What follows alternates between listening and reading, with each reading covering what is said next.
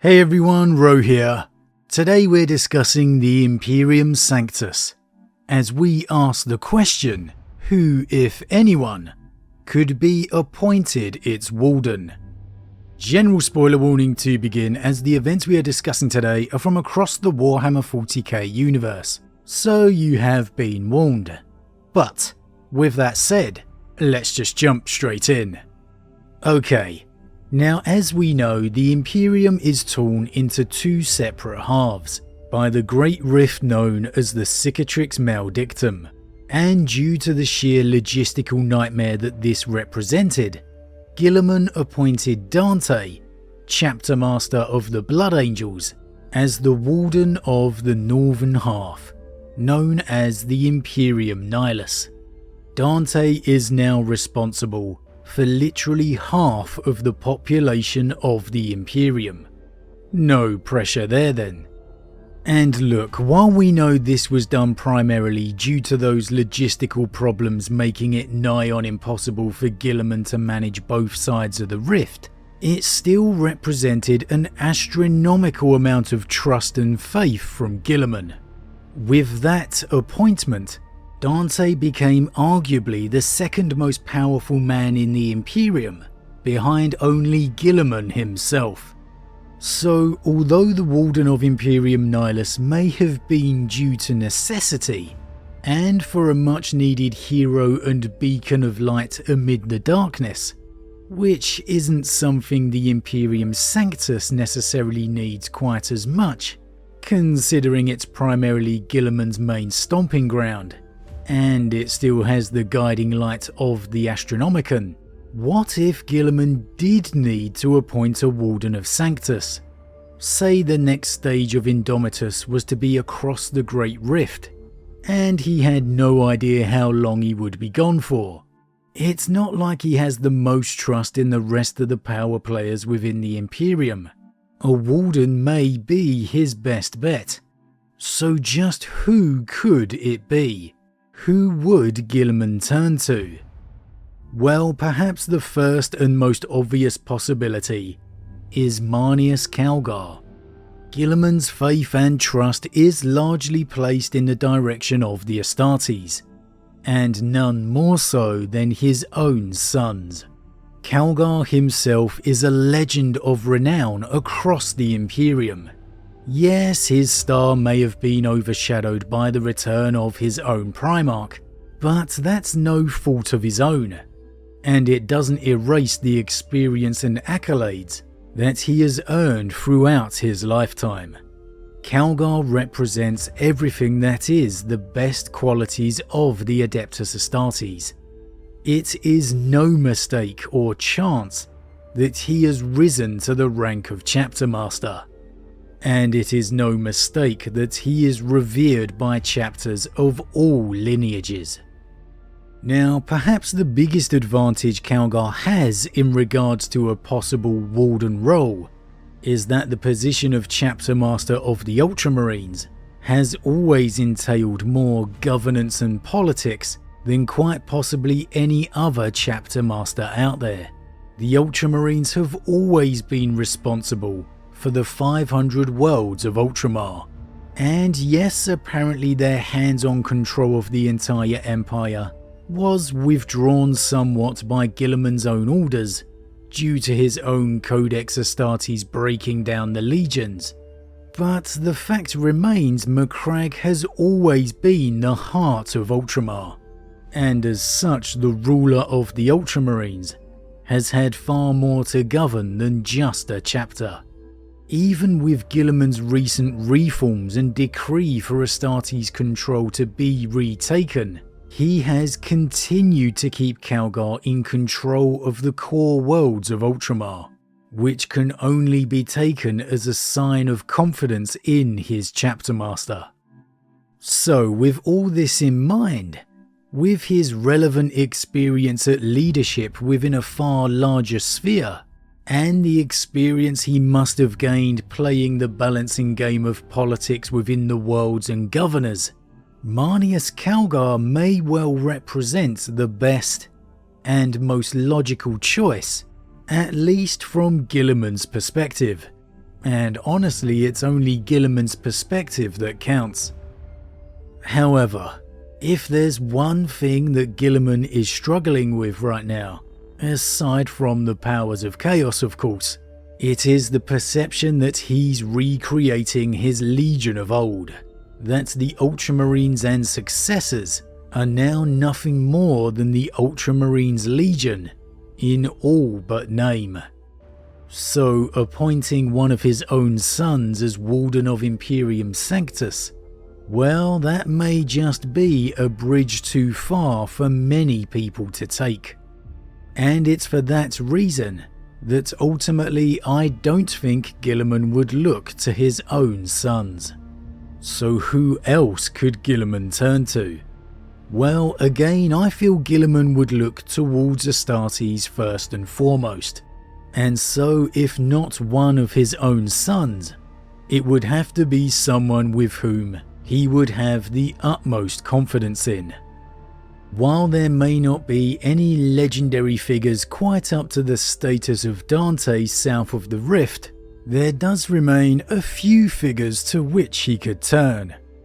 The first of these, in my opinion, is the Chapter Master of the Imperial Fists, Gregordessian. Now Gregor has only assumed the position of Chapter Master in the wake of the Great Rift's explosion, so he does have far less experience compared to the likes of Calgar. However, Guilliman has taken bold decisions on people in the past, such as the appointment of Felix as one of Ultramar's new Tetrarchs, and I feel if he felt this was the right move to make, then he would absolutely make it. Yes, Gregor may not have the countless centuries experience of Chapter Master, such as Dante and co.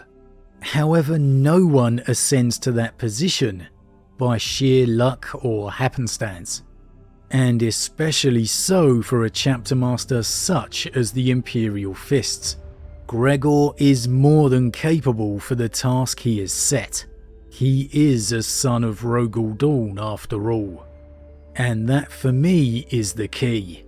If Guilliman could not look to his own sons, then he would look to those brothers he holds in highest regard. Much like Dante with Sanguinius, so too with Gregor and Rogel. Regardless of the arguments between Rogel and Rabute that will transpire in the forthcoming Scouring series, the respect between the two is ingrained. I mean, just look at the Siege of Terra series to see Dawn's feelings for Guilliman. It feels like you can't read a chapter without him saying something about Guilliman in glowing terms. And the truth is, it goes in the same way for Guilliman's respect for Rogel. Sure, perhaps Helbrecht of the Black Templars may be more experienced and perhaps a more famous son of Dawn at the moment. However, the crusading Holy Warrior Templars are far from a steady rock to appoint a warden. It's the Imperial Fist chapter who are the bedrock of Dawn's identity, who symbolise everything their Primarch represented. They would also perhaps be the perfect chapter to select in regards to the game of politics. Their homeworld of course named as the throne world of Terra itself. The perfect symbolic choice compared to the likes of Empire building Ultramar. Here the seat of power would remain focused upon Terra, keeping any would-be fears tempered. And perhaps again this proves another advantage for Gregor, as any chapter master of the Imperial Fists would at some point or another become involved with Terra's political game. So again, while he may not have the gravitas of a Dante or Calgar, I could definitely see Guilliman turning to Gregor for this appointment. If that lack of experience did become a factor, however, then there is one other son of Dawn I could see taking the burden of responsibility, and that would be Pedro Cantor, Chapter Master of the Crimson Fists. Now, Cantor's legend is not up for debate. This is a man through almost sheer force of will alone managed to keep his chapter from being eradicated. Through disaster after disaster, continued to fight back against the odds. And a man who embellishes everything that is good about the Adeptus Astartes. And a man that knows it is for the people of the Imperium that the Astartes truly fight. Everything we said about the qualities of Dawn for the Imperial Fists remains true for Cantor and his chapter. While yes, the Crimson Fists may be a successor chapter, and as such don't have the renown of their first founding brethren, they perhaps don't suffer the same amount of detractors for it. And any who misjudge Cantor would soon find themselves aware of that mistake. For me, quite honestly, Pedro Cantor may just be the best selection to make. He's a man who has guided his chapter and his people through an apocalyptic calamity, only to find themselves beset once more before they'd even recovered. And yet through all of this, his leadership has shone through as steadfast and defiant. A man with the iron inside to make the cold decisions necessary, yet a man who knows for what they truly fight. Man, I'm not gonna lie, I love me some Pedro Cantor. And it's this talk of cold decisions necessary that drew me towards another possibility. And that was Chapter Master Tushan of the Salamanders. The Salamanders, of course, are first founding chapter, and of course have the galaxy-spanning respect that comes along with that name. They are sons of Vulcan, a brother who Guilliman loved and respected greatly. Tushan exemplifies everything his Primarch was known to be: compassionate and strong. Tushan honestly is a figure who I feel would have the respect of any chapter master across the Imperium, as we've seen from Dante himself.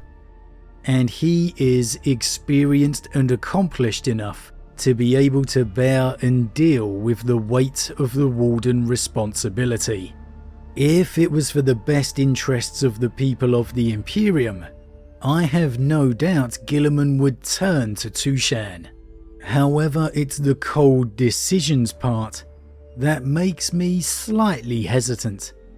Vulcan and the Salamanders were always the heart of the Primarchs and the Legions, and such the following chapters.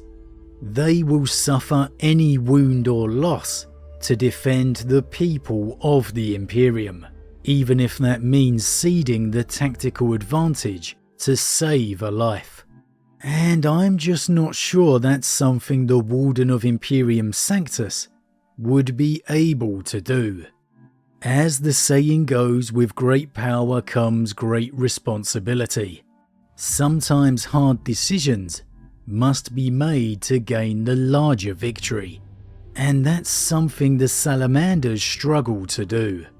And I think ultimately that's something Guilliman would have to consider when it comes to Tushan. There are of course some very famous and prominent names out there that we haven't discussed, such as Logan Grimnar and Azrael of the Dark Angels. However, I just don't see Guilliman turning to either of these names. Quite simply, they are too ingrained in their own agendas and bloodlines. So to me, I think the lineage of Dawn is probably the most likely avenue to which Guilliman would turn, if he couldn't turn to his own. There is one outside the box name, however, I think Guilliman would like to consider, and that is Trajan Valoris. Now, Valoris in all likelihood would refuse the position, believing he must remain focused as always on his position of Captain General, and the safety of the Emperor.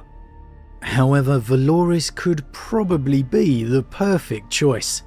There is no one within the Imperium who would dare oppose this man. The head of the 10,000. The man who speaks for the Emperor of Mankind himself.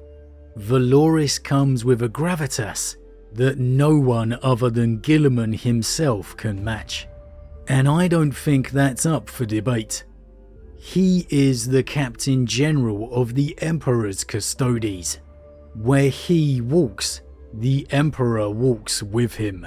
Not even Dante can match that.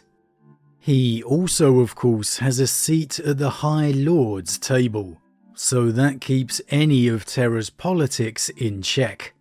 There is no doubt that Valoris' first responsibility would always be the safety of Terra. And that's in truth all that any of the High Lords of Terra care about, regardless of whoever Guilliman appoints. It's probably a crying shame that I just couldn't ever see Valoris accepting the position. And I think Guilliman would probably know that too. So for me, I think the most likely options that Guilliman would consider are Gregordessian of the Imperial Fists, Pedro Cantor of the Crimson Fists, or Tushan of the Salamanders. But as always guys, what do you think? If Guilliman were going to appoint a Warden of Imperium Sanctus, who do you think he would consider? As always, leave your thoughts in the comments below, I love to read them. Huge thank you to all my subscribers, your support truly means a lot to me, it really does. And if you're new, please consider subscribing to help the channel grow. And if you enjoyed this particular vid, then why not drop a like on it too. But with that said, I am off, and I'll see you all again real soon.